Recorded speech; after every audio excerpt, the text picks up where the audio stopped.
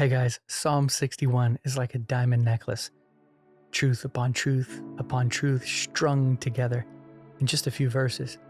You can see diamond after diamond. Look at verse 1. Hear my cry, O God, give heed to my prayer. First diamond as he gives attention to his God. 2. From the end of the earth I call to you when my heart is faint. Second diamond as he realizes his need. Lord, my heart is faint. I'm not sure if you've ever felt a faint heart before. David feels it here. Maybe the faint heart is lack of the kind of burning love he used to have. Maybe he feels faint in his heart, doesn't have the strength that he used to have. Whatever it may be, he recognizes his need for God. Number 1, his attention's on God. Number 2, he realizes his need. Number 3, he says, lead me to the rock that is higher than I. He doesn't even know the way.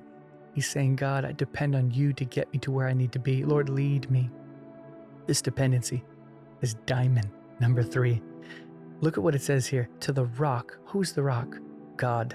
That's higher than I. Oh, all attention upon God transcends attention on self.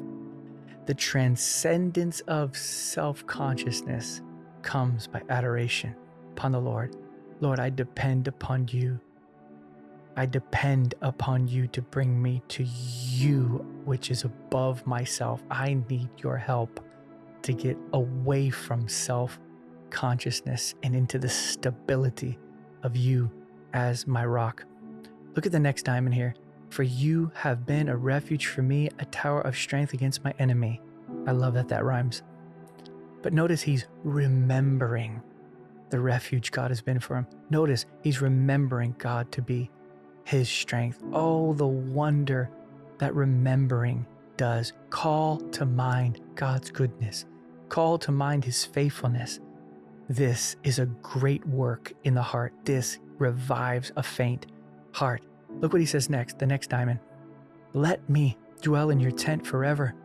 Notice he's asking God's grace. Lord, let me. I'm looking for your permission. I'm looking for your allowing for me to come into your presence and to live there. Oh, what a precious treasure.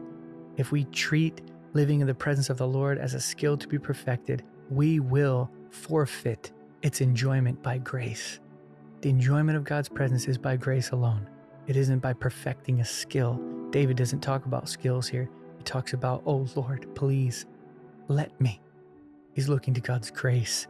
This also goes for refuge. Lord, let me take shelter, a refuge in the shelter of your wings. He finds that only God can bring him in to this.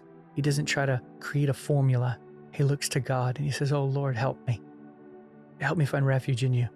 You know, I once was with my wife and it was raining and I looked at her and I said, don't worry, I know where a pavilion is.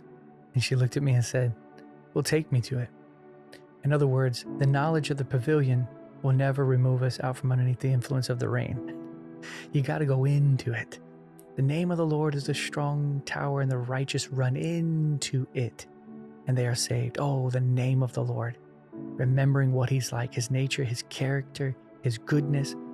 This is how we enter into the name of the Lord. Lord, I depend upon what I know you are by what you've revealed to me. You show me what you're like in the word, and I put my faith and my trust in that. That's taking refuge in the Lord.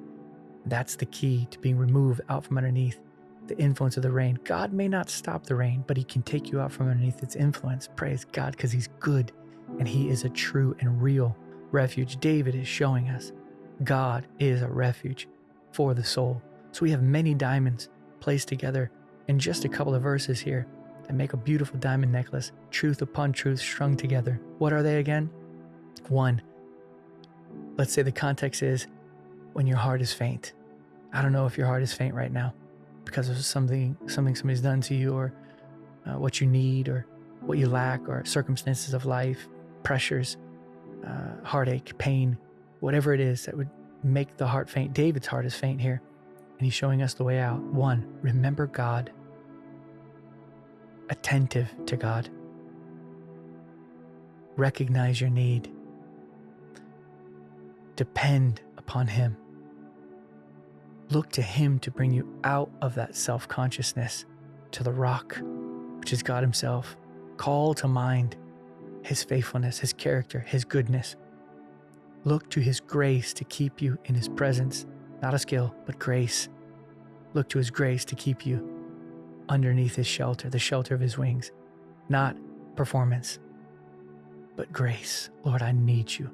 A dependency, a humility, entering in by humbling ourselves and receiving that precious refuge that he is.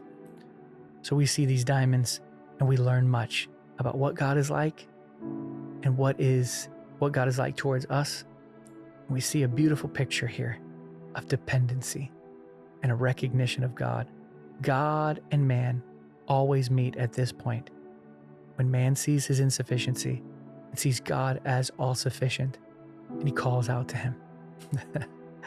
Praise God. Well, I just want to say to you guys, thank you so much for watching. And I got my new book out. It's called Delighting in His Presence. I encourage you to pick it up. It is a precious work. 305 pages, 108 bite-sized chapters. You will love it. God bless you guys.